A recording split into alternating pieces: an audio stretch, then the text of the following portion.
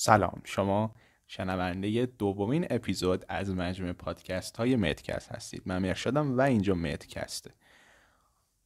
امروز میخوایم صحبت بکنیم راجع به موضوع کنکور 1403 و فراز و نشیب ها و بالا پایین هایی که این کنکور در واقع داشت و صحبت های بسیاری دربارش شد و بالاخره بعد از چندین ماه انتظار تکلیف این کنکور مشخص شد و بچه ها میتونن با خیال راحت از الان برنامه‌ریزی کنن و بتونن بهتر عملکرد رو در کنکور 1403 داشته باشن.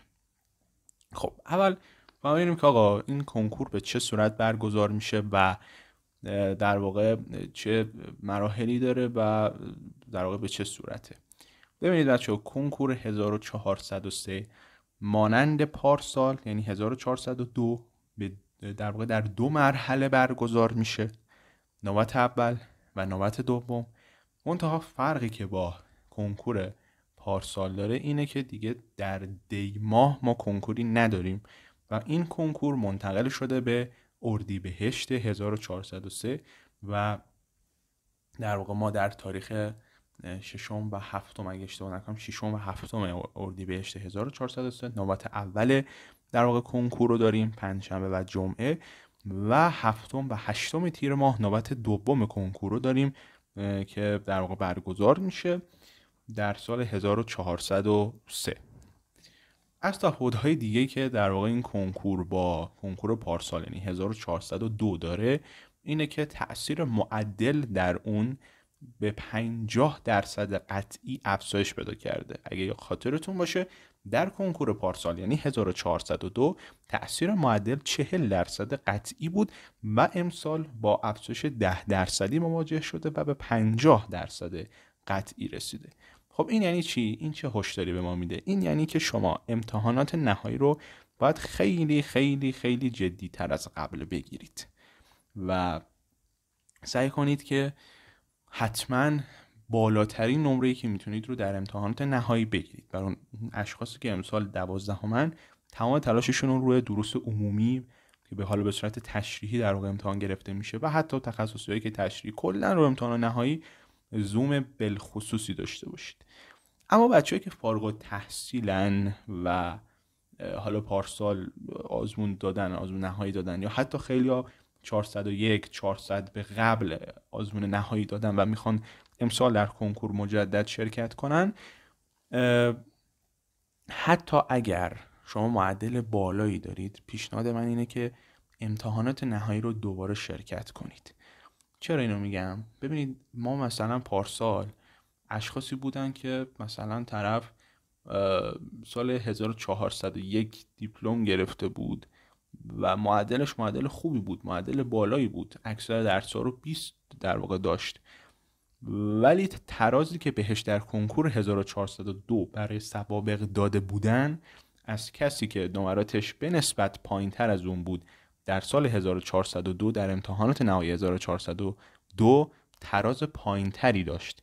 یعنی میخوام بگم که ارزش در واقع اون سالی که کنکور داره برگزار میشه، ارزش ترازی که امتحان نهایی اون سال داره خیلی بیشتر از ارزش امتحانات نهایی سالهای پیشه، چون با توجه به اینکه خب تأثیر داره بیشتر میشه و در واقع امتحان نهایی سخت‌تر میشن و اینا، طبیعتاً تراز بیشتری در واقع طرف با نمره های بالاتر میگیره هر سال. حالا فعلا که به این صورته، حالا کنکور ما حالا با سال 1404 به بعد کاری نداریم که چی میشه، حالا هنوز معلوم نیست، ولی فعلا ما این رو داریم در نظر میگیریم که سال به سال داره امتحانات نهایی مهمتر و سخت‌تر میشه و طبیعتاً خیلی موثر در کنکور. همین امسال دیدیم که مثلا طرف میرفت توی کنکور تراز خیلی بالایی کسب میکرد، مثلا نزد 10,000 11,000، ولی مثلا امتحانات نهایی در واقع ترازش 7,000 بود، 8,000 بود، طرفو میکشوند پایین نمرات امتحان نهاییش. پس خیلی دقت کنید دیگه. الان شما کنکور فقط اون نیست که بری بشینی سر جلسه حالا 3 ساعت، حالا 2 ساعت و نیم، 3 ساعت و چند تا تست بزنی و بگی خیلی خب من کارم تمومه. نه، کنکور پخش شده بچه‌ها. شما ببینید، شما اردیبهشت رو سعی کن کنکور خوبی بدی، تیر رو سعی کن کنکور خوبی بدی، جدای از اون یه ماه امتحان نهایی رو باید با دقت فراوون با تمام در واقع توانت بخونی تا بتونی نمره بالایی بگیری. دیگه کنکوری نیست که تو بگیری سر جلسه بشینی و یه بار آزمون بدی مثل سالهای 1401 به قبل. در واقع 2 بار آزمون میدی و امتحانات نهایی هم خیلی مهمه. یعنی میخوام بگم که خیلی پخش شده کنکور و خیلی مراحل متعددی داره که باید همشو پشت سر بذاری. خب این کار، این در واقع از یه جهت خیلی میتونه مفید باشه در واقع. حالا درسته من نمیگم که مثلا هیچ اشکالی نداره این روش، ولی در کنار اون همه حالا نارضایتی هایی که هست، خوبی های هم روش داره به نظر من، که شما دیگه تمام اون در واقع اون فرایند ورود به دانشگاهتون، اون آزمون ها در 3 ساعت در 4 ساعت اینا در واقع محدود نمیشه که شما سالی یه بار بیاید 4 ساعت سر جلسه بشینی، حالا اون روزش فلان پیش میاد، اتفاق پیش میاد، حالا 2 بار کنکور میدی، جدا از اون کلی امتحان نهایی داری، فرصت حتی حالا ترمیم حالا گذاشتن درست کمه، حالا من شنیدم 1 بار گذاشتم، ولی اونم اگه خیلی زیاد بکن در واقع تعدادشو ببرن بالا خیلی خوب میشه برای کسایی که حالا به هر حال کنکور سال قبل بودن میخوان دوباره آزمون نهایی بدن، و یا اونایی که حالا به هر حال دوباره پشت کنکور میمونن برای سالهای بعد، و حالا این تعداد دفعات ترمیم معدل اگه زیاد بشه خیلی به نظر من روشه واقعا خوبیه. در کنار میگم همه در واقع بعدیاش که هممون میدونیم و حالا ترازهای حالا کم و بالایی که پایین و بالایی که حالا امسال داده شد دیدیم، و اینکه کنکور به این صورت در واقع برگزار میشه. و راجع به این در واقع 2 نوبت شدن کنکور هم ما یه بحث با هم داشته باشیم. خب تا سال 1401 به قبل در واقع ما کنکور رو 1 بار در سال داشتیم. حالا کار با امتحان نهایی ندارم، خود کنکوری که حالا شما میری سر جلسه میشینی و اون فرآیند رو داره، ما 1 بار داشتیم در سال. و این فرصت برای خیلی از بچه‌ها اینجوری بود که طرف مثلا اون روزش حالا یه مشکلی پیش می اومده، نه فلان و اینا بود و مجبور شد 1 سال بمونه دوباره برای کنکور. ولی الان شما 2 تا کنکور دارین، این خیلی آپشن جذابیه. در واقع شما 2 بار میری کنکور میدی و اون استرس و اون فشار خیلی میاد پایین تر. ببینید در کنار همه جنبه های منفی اینی که حالا این اتفاق افتاده، اینها هم هست، یعنی ما اینها رو نمیتونیم نادیده بگیریم. اوکی، جدای از اون اتفاقی که حالا پارسال افتاد این بود که چون کنکور در دی ماه بود، در واقع خیلی از 12می ها در واقع کامل نخونده بودن و ناقص خونده بودن، خیلی نصفین خونده بودن، حالا بودن تک و توک که کامل با آمادگی کامل رفته بودن سر جلسه، ولی اکثرا بساط مثلا بعد امتحانات نوبت اول شما میای کنکور میگیری.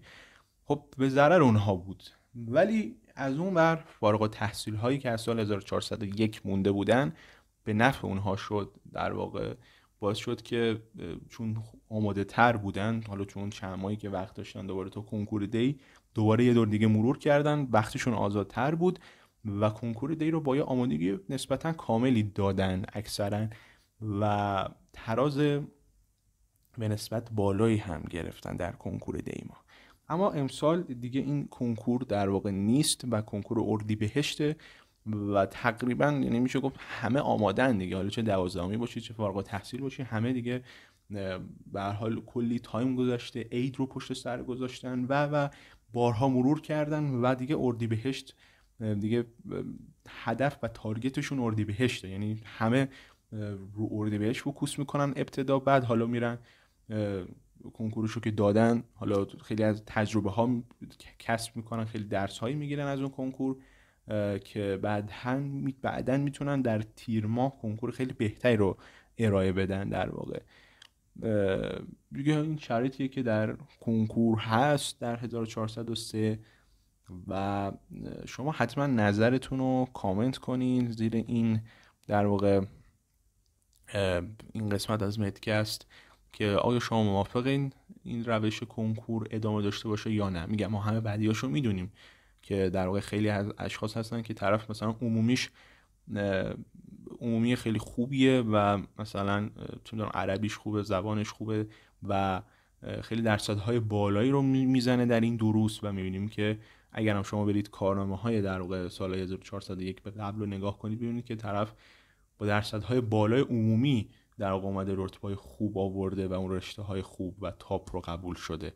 ولی خب میگم وقتی که این دروس از کنکور حذف میشن این آپشن از بچه‌ها گرفته میشه و حالا خیلی از حالا جنبه‌های منفیش اینه که خب اون یک نواختی که ایجاد میشه در واقع در خوندن و شما فقط اختصاصی باید بخونی، تست بزنی، کلاس بری، فلان بری، گرچه که حالا عمومی ها باید در کنارش بخونی برای آزمون نهایی، ولی به هر حال یک نواختی داره دیگه. یعنی شما فقط با چه می‌دونم ریاضی و زیست و شیمی و اینا فیزیک و اینا سر کله میزنی و یه خورده فرسودگی و فرسایش شاید داشته باشه و یعنی از این بعد هم خب طبیعتا بدیهایی هم داره، اما به هر حال چه خوشمون بیاد چه بدمون بیاد این روش کنکور و ما هم باید خودمون رو باش وقف بدیم و بتونیم که بهترین برنامه‌ریزی رو داشته باشیم و بهترین عملکردمون رو در کنکور سال آینده یعنی 1403 بتونیم بگیریم. خیلی ممنونم که تا اینجا پادکست همراه من بودین و گوش کردین. حتما نظراتتون رو راجع به این سری پادکست ها کامنت کنین